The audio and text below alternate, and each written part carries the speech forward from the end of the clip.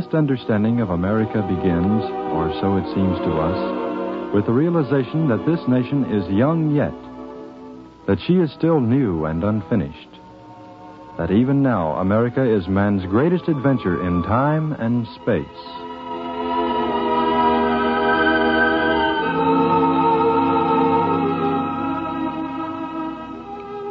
The University of North Carolina presents American Adventure, a study of man in the New World, his values and his characteristics, who he is, what he believes, what he lives by. American Adventure is produced on a grant and aid from the National Association of Educational Broadcasters, made possible by the Educational Television and Radio Center. Written by John Ely, directed by John Clayton, today's program presents Phil Johnston as John Chapman in Jonny Appleseed. I'm sorry, but we don't give food to beggars. I'm not a beggar, ma'am. You're not? Well, what do you want? I came to ask if you wanted me to plant some apple trees round your place. How much? Well, I would prefer for you to decide that. Many people can't afford to buy apple trees here on the frontier. Others pay me $1 or so. Well, I understand. Whatever you think you can pay. Wouldn't you like to have some apple trees scattered around? Why, yes, of course. But money is scarce.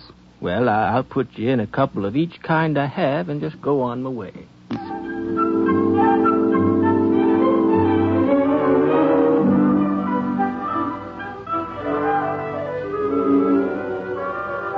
My mother says you ought to get yourself some better clothes, mister. And what do you say, young man?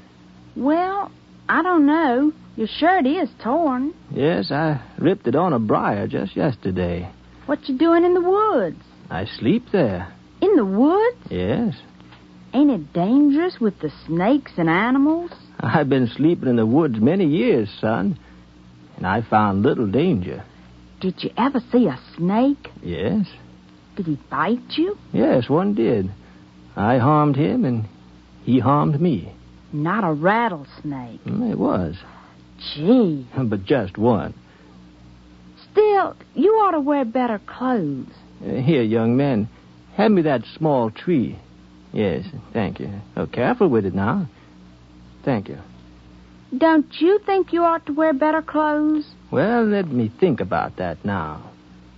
What are the purposes of clothing, do you know?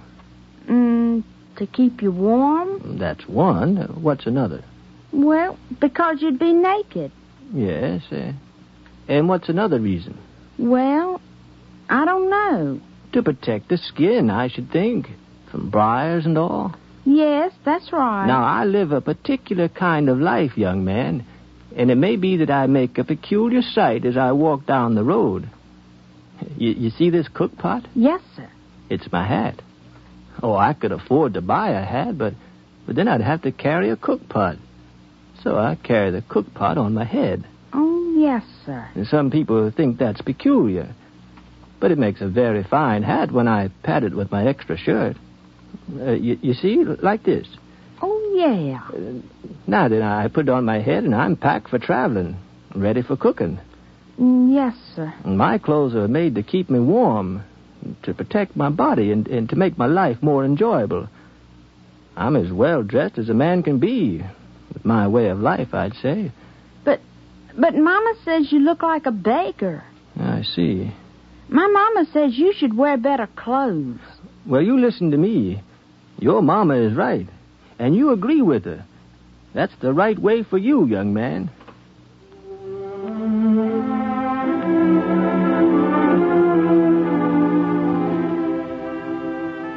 Johnny would plant apple seeds in orchards. Then, when the trees were started, he would transplant them to the home sites of the pioneers.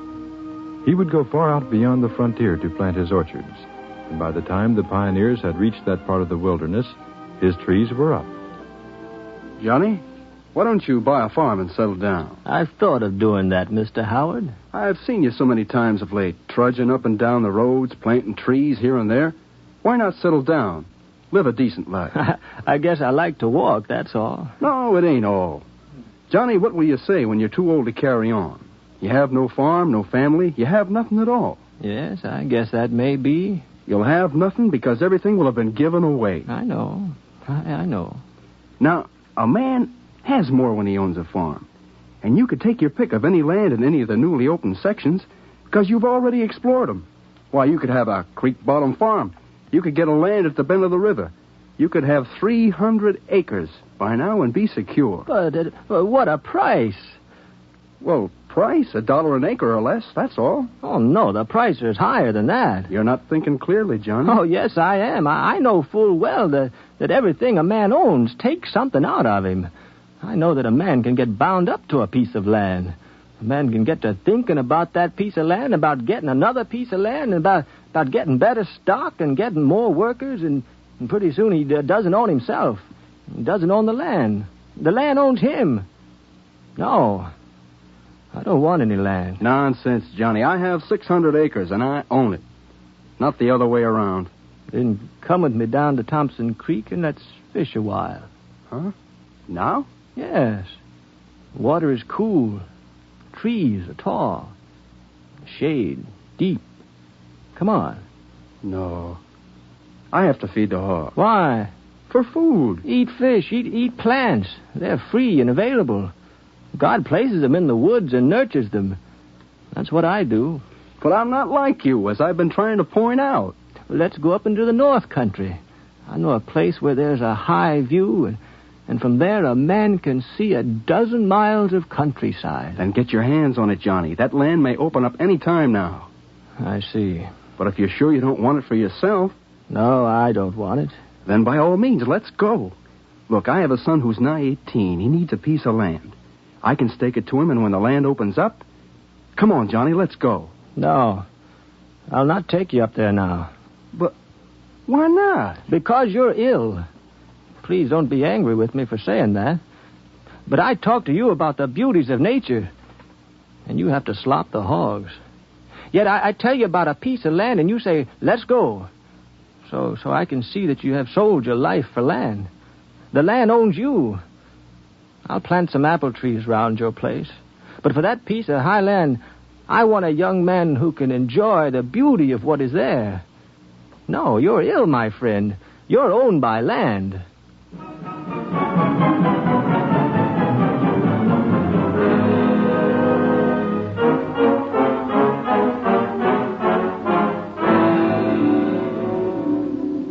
Down through Ohio and Pennsylvania walked this proud but humble man, with the cookpot on his head and the apple trees in his hand. Down the settlement roads, the pioneer trails, Howdy do, ma'am. I don't give to beggars. Be off with you. walked this proud, this humble man. Johnny? Johnny? Yes? Where are you? I'm over here, listening. Listening to what? 2 bees. You know, the best I can tell, they don't make quite the same sound. Huh? The 2 bees I was watching, they have different buzzes. I wonder if God went and made every bee different. Why would he do that? Well, maybe he wanted to tell them apart Why? and keep their names straight. Huh? Bees don't have names, Johnny. Maybe not, maybe so. At least they had different buzzes. The 2 I listened to did. Just a bit different. Oh, Johnny, I heard that you were leaving us. Yes, I'm moving on. Too bad. We don't see eye to eye on many things, but all the folks around want you to stay. No, I'm moving on. Now, look, if you're running from something, Johnny... I'm not really. I know there's a reason. We'll help you. That is, we like you, and we're going to build a community here, and you can be a part of it. No. Let me tell you, we've about got the cabins built now, and some of the land is cleared. We're going to build a church, too. Oh, yes, you must do that. And maybe bring in a teacher, or get a preacher who can teach. We got a whole community here. Except it's not going to be like we want it. Why not? Well, it would be, except you're leaving. I feel you could help us. Oh, I'm not a builder. I never built much of a house. No. Nor a church. Oh, I know that. I never planted much except apple trees. Well, you don't have to farm, Johnny. I preached a little here and there. I heard you did. Talked to people. But there are men who can wind up a sermon better than me. Well, we'll get a preacher. Never was any good work in a store. Tried it once. Couldn't keep track of the money. Somebody would come in there and buy something, and I'd get to talking to them, and they'd leave an hour later, and neither one of us ever got around to the money changing hands. And that was a problem. That would be a problem in a store. Of course, the storekeeper was making as much as anybody, but it unnerved him nonetheless. He got right irritated with me. I could see it would be better if I left. You don't have to work a store, Johnny. Somebody once told me I'd make a good trapper. I'll bet you would at that. No, I wouldn't. I've seen too many traps. You know, it's a crime to let an animal out of a trap. Or at least it's figured that way. Well, it ought to be. Fair way to make a living, and not an easy one, trapping animals. Yes. I never saw an animal in a trap in my life that I didn't let go.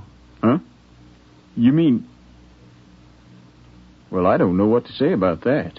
Well, you see, I understand them too well. Even when they're fierce, I can go close by and talk to them and reason with them. You know, the Bible says, "Come, let us reason together, saith the Lord." And that's what I try to get across to them, reason together. Did you ever try to reason with an animal when he had a leg in a trap? Lord, no. It takes a while. You get to understand God's problem with us. You know, men have all got their leg in one kind of trap or another. Something pains them. It takes a long time to reason with an animal in a trap. Well, you don't have to be a trapper, Johnny. Mr. Jordan, you say you want me to remain here in your community? Everybody does. Doing what? Well, Johnny, I hadn't given it any thought. Seems like you don't fit any regular job. But would you stay? Yeah, I'd like to. You would? I think so. But you see that I can't, don't you? Johnny, why? Is it that it's calling you? What? The unknown land ahead. No. There's a great joy to putting your foot down where you figure nobody else ever walked before. Or seeing a sight that only Indians have seen, and they probably didn't notice. There's a deal of pleasure in being out there where nobody is except you, and the plants, and the animals, and God. But it ain't the call that makes me go on. Johnny, do you know what it is? I don't like to think about it. You can't avoid it, Johnny, not any longer. She's here. Who? Annie Turner. That's why I wanted you to stay. 'Cause she's found you now. She's in my place. Annie Turner? I remember her. Remember her? I reckon you should. To hear her talk, it was love for her that made you run away. Annie Turner. At my house. So now don't you see you have to stay, Johnny, and get a job and settle down. You can now, because she's come to you. Would you like to talk to her? I would. Then come along. Yes, I will. I see now why you wanted me to stay. It was to please her, wasn't it? Well, that's one reason. The other reason is you, Johnny. I like to talk to you, even if we don't always agree. I see. Well, let's go down to your house. I haven't seen Annie Turner in many years, and it's wrong to keep her waiting any longer.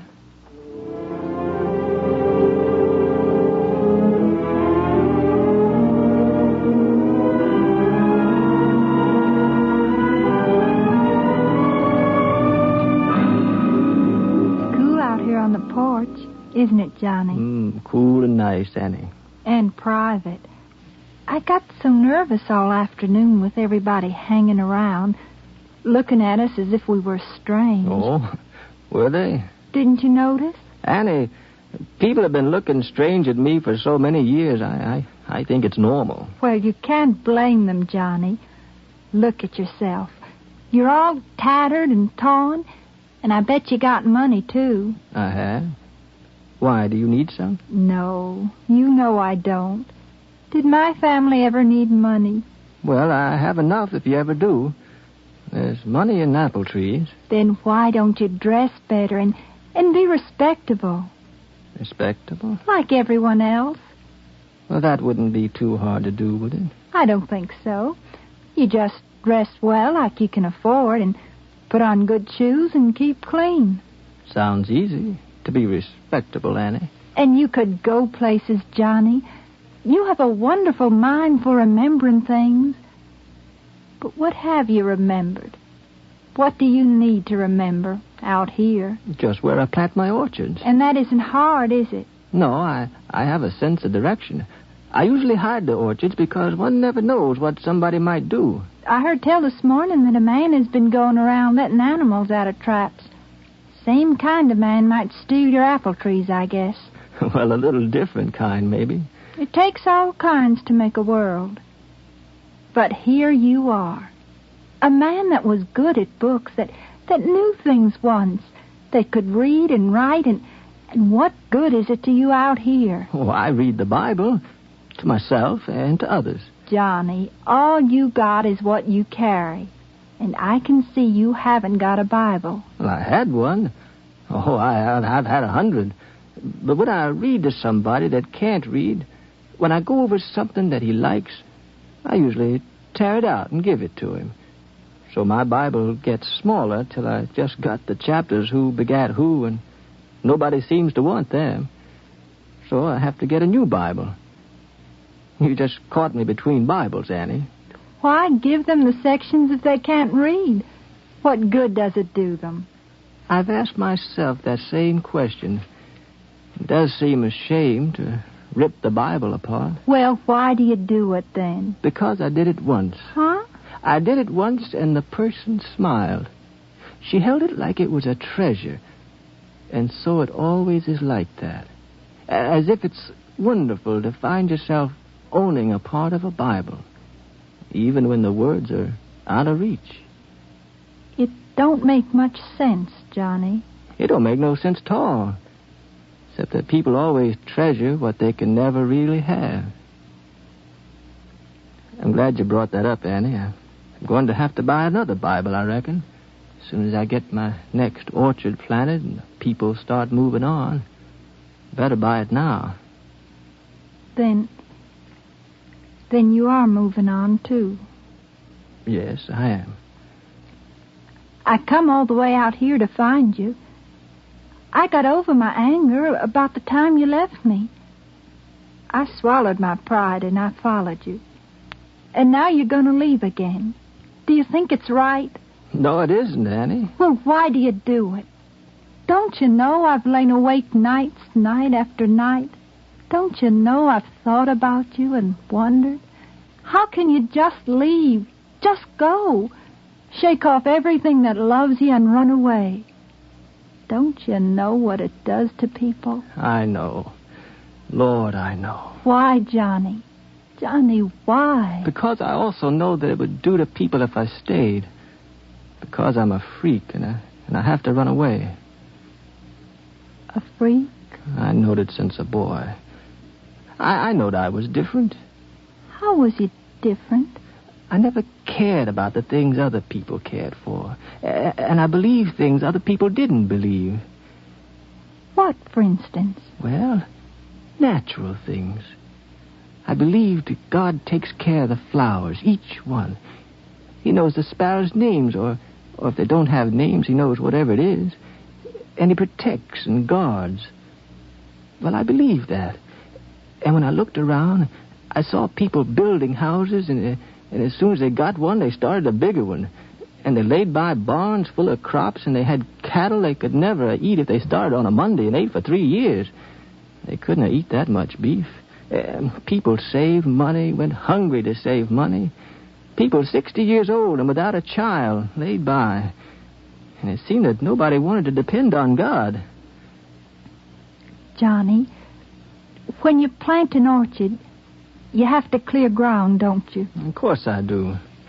You have to guard it, don't you? I do? Not just from people, but from animals and weeds, and you have to be sure a flood won't take it away. I know. You gotta work with God, but you gotta work with your mind on your business. Because God ain't gonna change the world just for you. But he said he knew about me, even about a sparrow. Oh, Johnny, he may, and he may care. And he may worry about a sparrow that don't fly south in the winter, and he might weep, God might. But he can't do nothing, can he, Johnny? Well, I reckon he could, but I reckon he wouldn't. What if the people that came out here to Pennsylvania never built a house? What of them, Johnny? Just lived in the dirt. Dirt's clean. Johnny, look at me. What have you got against houses? What have you got against improving things and living respectable? A man ain't no animal, is he? No, he ain't. Not to me. No, he ain't. So he does different. But don't you see the danger? They got to being so dependent on what they've done that they just forgot about God, and they don't know what freedom is. And which is more important, Annie, being a man with respectability or being a man with God? I reckon a real man can be both. I don't know. They say Jesus used to go away. Go out in the desert, go out in the garden just to get away. Johnny, Jesus was a carpenter. He built things. I don't know that he did. He must have. Well, I don't know. And I can't talk anymore about it. It ain't what's logical to me, Annie. It's just what's true. And it's true to me that out there in the woods, I'm at home. And here I ain't. And with you, I ain't. And I would drive you crazy because I would be a freak all my life. And yours. And I can be laughed at. I can go on down the road singing a song and planting apple trees and reading the Bible to people that can't read and doing good where I can. Johnny, please. But I can't do the other. You're afraid. I'm not afraid. I'm not afraid in the woods. Goodbye, Annie. You shouldn't have come.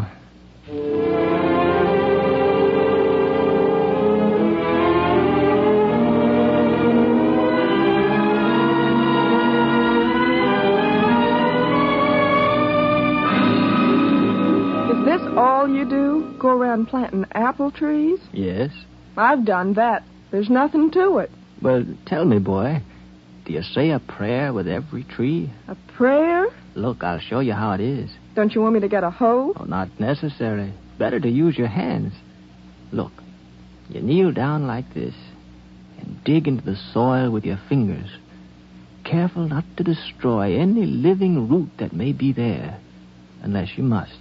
Are you serious, mister? You dig deep, you see. Deeper than you think you need to. You put in some leaves that have rotted down. Then pour in a little soil. There now. What you pinching off the tips of them apple tree roots for? Pinching off the dead part so the living will be easier.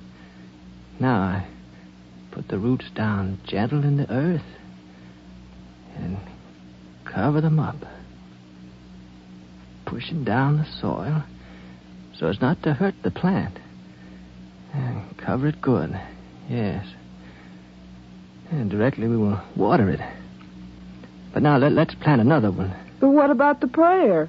You said there was a prayer. Oh, yes, there is. I gave it. I didn't hear you. Oh, no, it wasn't spoken. It was planting the tree. That was the prayer. A prayer can be a manner of doing things.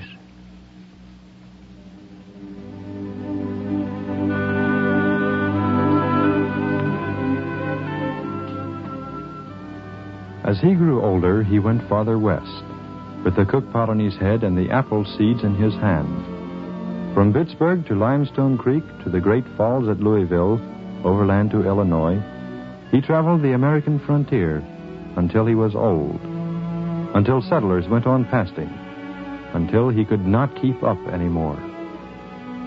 Then he grew lonely. His mind kept going back.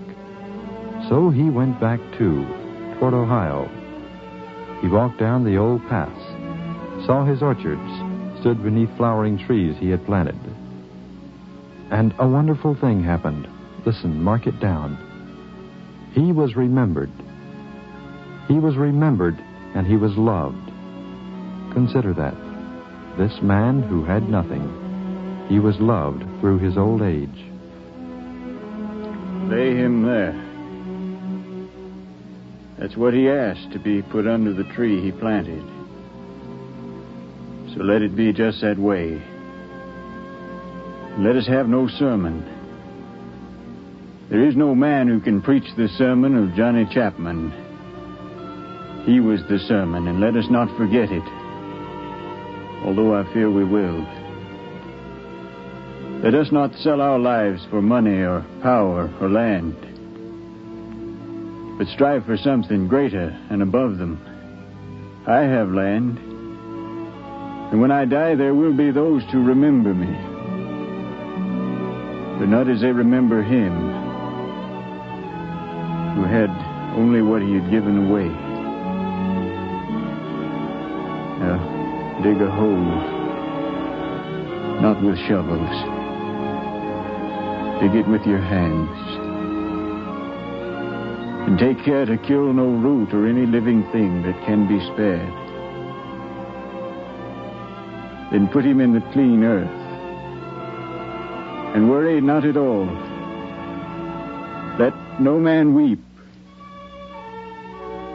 For he was God's man, and God will take care of him.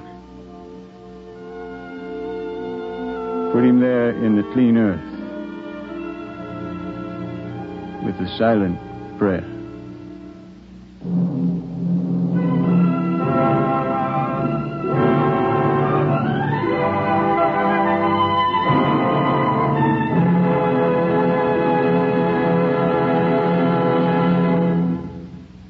American Adventure is written by John Ely, directed by John Clayton, and is produced by the Communications Center of the University of North Carolina, Earl Wynn, director.